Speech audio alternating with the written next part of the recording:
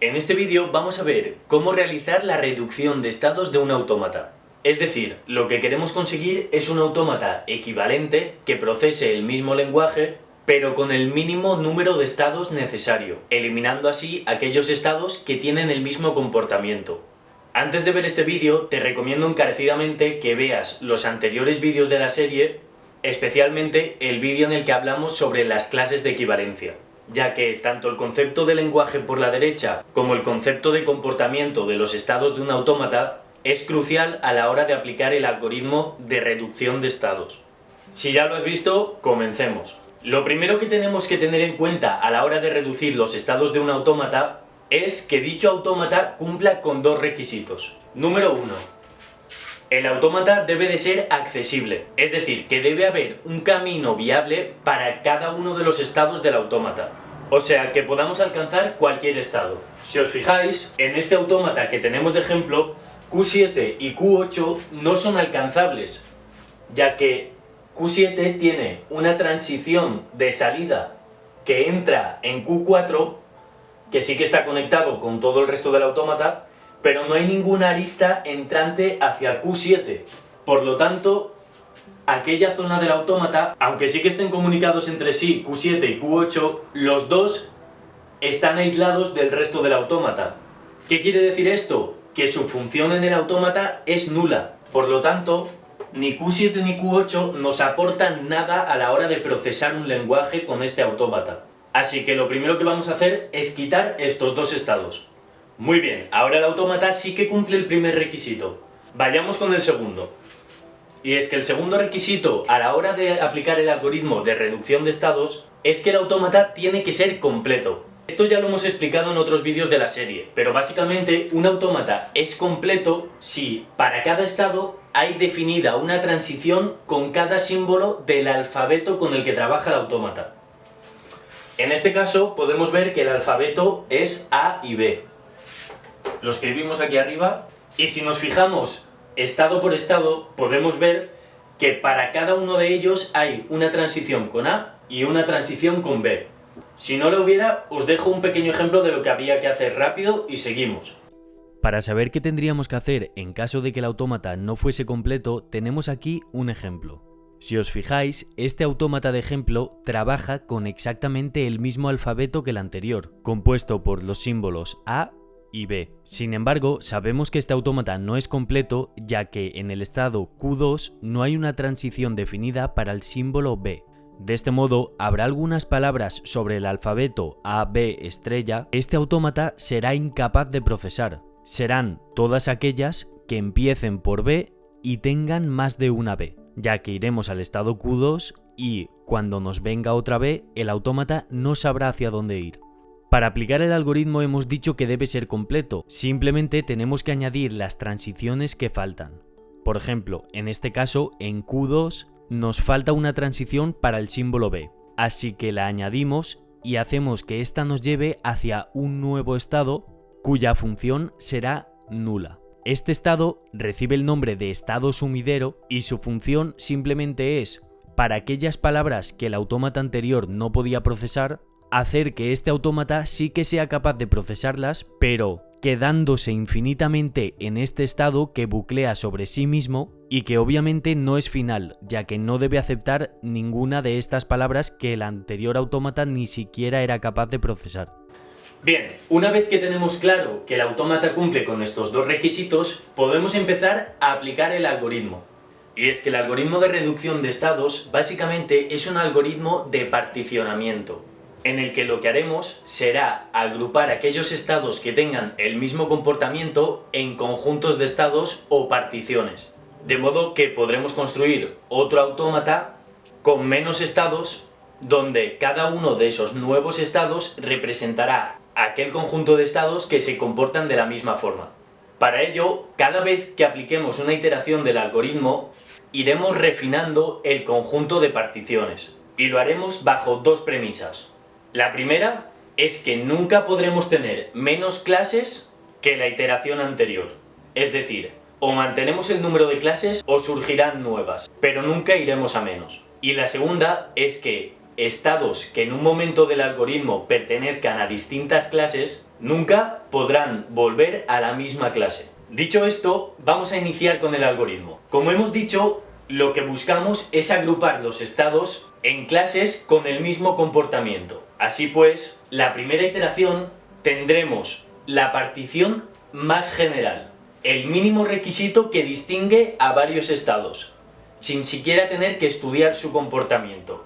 ¿Cuál es la principal diferencia entre unos estados y otros estados de este autómata que podemos observar sin siquiera estudiar las transiciones? Y efectivamente es que tenemos un grupo de estados finales que son Q2, Q4 y Q6 y otro grupo de estados no finales, Q0, Q1, Q3 y Q5. Luego la primera partición será simplemente discernir entre estados finales y estados no finales. Así que la primera partición tendrá dos clases. Esto será aplicable a cualquier autómata. La primera partición simplemente distinguimos entre estados finales y no finales, ya que resulta evidente que un estado final se comporta de manera diferente a un estado no final.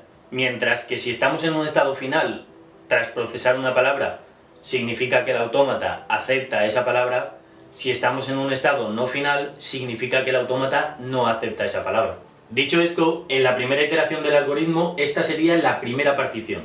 Y a partir de ahora, para construir las siguientes particiones, necesitamos estudiar el comportamiento de los estados de cada una de las clases. Para ello, construimos una tabla en la que tengamos como filas los estados del autómata y como columnas los símbolos con los que trabaja el autómata, en este caso A y B.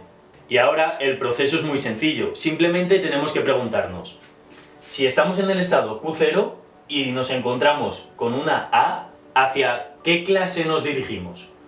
Con Q0 vemos que con una A nos dirigimos a Q1 y Q1 pertenece a la clase 1. Con una B nos dirigimos a Q5, que pertenece también a la clase 1. Desde Q1 con una A vamos a Q2, que pertenece a la clase 2, y con una B a Q3, que pertenece a la clase 1.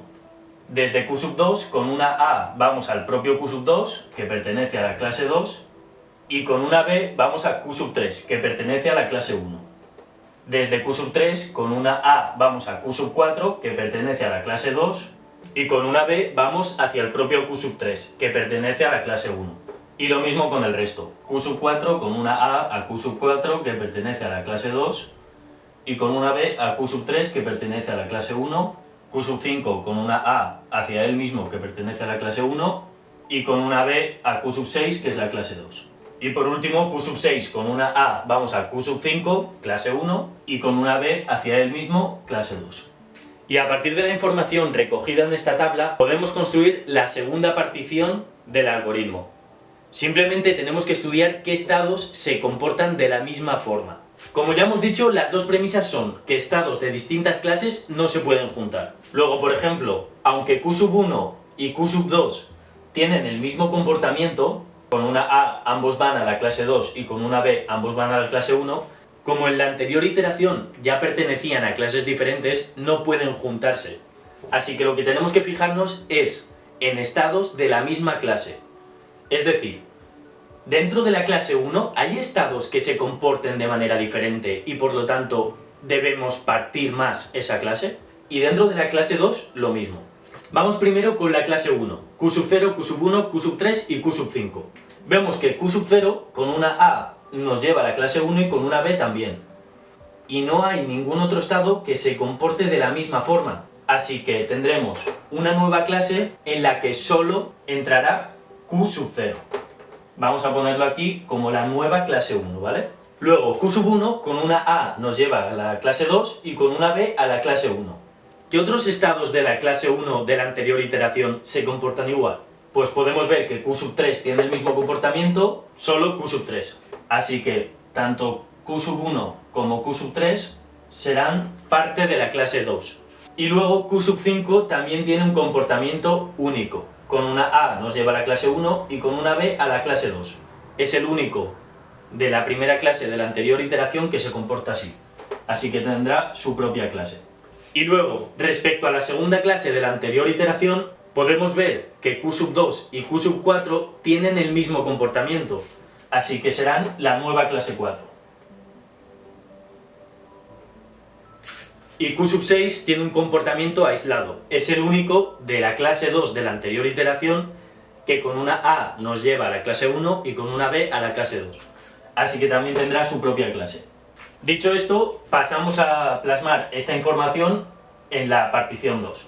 Bien, ahora que ya hemos escrito la partición de la segunda iteración, tal como habíamos reflejado en la tabla, fijaos que ahora es mucho más fácil, ya que los estados que están aislados en su propia clase no hace falta que los estudiemos, ya que como hemos dicho al principio, una de las premisas es que nunca podremos juntar estados ni reducir el número de clases, y las clases que únicamente contienen un estado no se pueden reducir más. Es decir, estos estados que están aislados en su propia clase sabemos que tienen un comportamiento único y que no hay ningún otro estado del autómata que se comporte de la misma forma. Así que tanto la clase 1 como la clase 3 como la clase 5, es decir, los estados Q sub 0, Q sub 5 y Q sub 6, directamente no necesitamos estudiarlos. Y nos centraremos en aquellos estados que todavía están agrupados para ver si realmente son equivalentes y deben seguir en la misma clase, o si por el contrario su comportamiento es diferente y debemos de separarlos. Así que vayamos a la clase 2, los estados Q sub 1 y Q sub 3. Desde Q sub 1, con una A, vamos a Q sub 2, que pertenece a la clase 4. Y con una B, vamos a Q sub 3, que pertenece a la clase 2. Desde Q sub 3, con una A, vamos a Q sub 4, que pertenece a la clase 4. Y con una B, vamos al propio Q sub 3, que pertenece a la clase 2. Luego, Q sub 1 y Q sub 3 se comportan de la misma forma y deben seguir en la misma clase. Por otro lado, en la clase 4 tenemos los estados Q sub 2 y Q sub 4. Desde Q sub 2, con una A, vamos hacia el propio Q sub 2, clase 4. Y con una B, vamos a Q sub 3, clase 2. Y desde Q sub 4, con una A, vamos hacia él mismo, clase 4. Y con una B a Q sub 3, clase 2. Luego también se comportan de la misma forma y por lo tanto deben seguir en la misma clase. Y fijaos que lo interesante de esta iteración es que nos ha dado el mismo resultado que la anterior, es decir, que la tercera partición será igual a la segunda partición. Dicho de otra forma, el algoritmo ha convergido. Ahora que sabemos que el algoritmo ha convergido y que ya hemos terminado, lo único que nos queda es estudiar el comportamiento de cada una de las clases, plasmarlo en una tabla y posteriormente convertir esa tabla en el grafo del nuevo autómata. Construimos la tabla con las clases, clase 1, 2, 3, 4 y 5, como filas, y como columnas los símbolos. Vale, desde la clase 1, que es Q sub 0, con una A, vamos a Q sub 1, que pertenece a la clase 2. Y con una B, vamos a Q sub 5, que pertenece a la clase 4. Desde la clase 2, que es Q sub 1 y Q sub 3, con una A, vamos a Q sub 2, y a Q sub 4, que son la clase 4. Y con una B vamos hacia Q sub 3, que es la propia clase 2.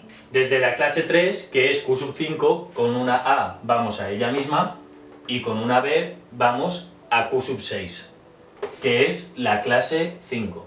Desde la clase 4, que es Q sub 2 y Q sub 4, con una A vamos hacia la propia clase 4, y con una B vamos hacia Q sub 3, que es la clase 2. Por último, desde la clase 5, que es Q sub 6, con una A vamos a la clase 3 y con una B vamos hacia ella misma. Y ahora sí que sí, borramos el anterior autómata y simplemente nos queda convertir esta tabla al grafo. Bien, el estado inicial será la clase 1, ya que contiene el anterior estado inicial. Y desde la clase 1, con una A vamos hacia la clase 2 y con una B a la clase 3. Desde la clase 2, con una B bucleamos y con una A vamos a la clase 4. Que si os fijáis, como la clase 4 contiene estados finales, sabemos que también será un estado final, ya que todos los estados internos son finales. Por otro lado, desde la clase 3, con una A bucleamos y con una B vamos a la clase 5. Que ocurre lo mismo que con la clase 4. como contiene un estado que era final, el nuevo estado también será final. Desde la clase 4 con una A bucleamos y con una B vamos a la clase 2. Desde la clase 5 con una A vamos a la clase 3 y con una B bucleamos. Y con esto ya tendríamos el autómata reducido.